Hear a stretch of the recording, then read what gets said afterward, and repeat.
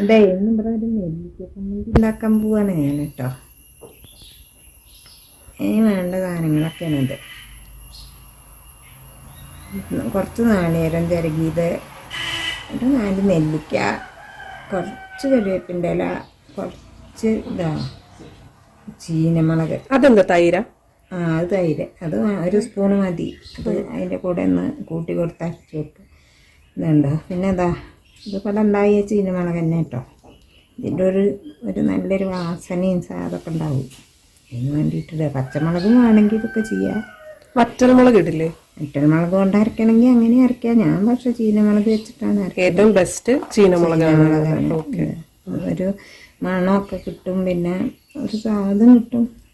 ആണേലോ നെല്ലിക്കൊക്കെ അല്ലേ, ഒരു സമ്മന്തിയല്ലേ, അപ്പോൾ അതിനൊരു വാസനയും സ്വാദൊക്കെ കിട്ടും. ഇത് വെച്ചാൽ ഇതാണ് ഇപ്പോൾ ഇതിലേക്ക് വേണ്ട സാധനങ്ങൾ ഞാനെടുത്തത്.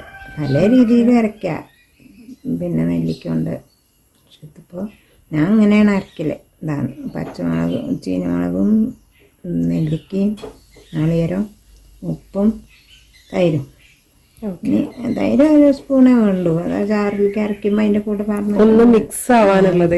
ഓരോ നാട്ടിൽ ഓരോ പോലെയാവും, പക്ഷെ അമ്മ നെല്ലിക്കയുടെ ഈ ചമർപ്പൊന്ന് ഇതാവും ചെയ്യും. എന്നാൽ പുളിയിട്ടുണ്ടാവൂല, അങ്ങനെ പുളി അധികം ഇല്ലാത്ത തൈരാ. അപ്പം ഇനി ഇത് അരച്ചിട്ട് കാണാം. ഓക്കെ. നെല്ലിക്കത് ഒരു 4 നെല്ലിക്കത് അതൊന്ന് പച്ച നെല്ലിക്ക തന്നെ ചെത്തിയെടുത്തതാണ്. എൻ്റെ കമ്പൊക്കെ ഇത് ആക്ച്വലി നമ്മൾ നേരത്തെ പറയാൻ മിസ്സായി പോയതാണ്. നമ്മൾ നെല്ലിക്ക ജാറിലിടുന്നതിന് മുമ്പ് പച്ച നെല്ലിക്ക ചെത്തിയെടുത്താണ്. അങ്ങനെ ഇപ്പോൾ സമ്മന്തി അരച്ചു. അത്രേ ഉള്ളൂ, സിമ്പിളാണ്.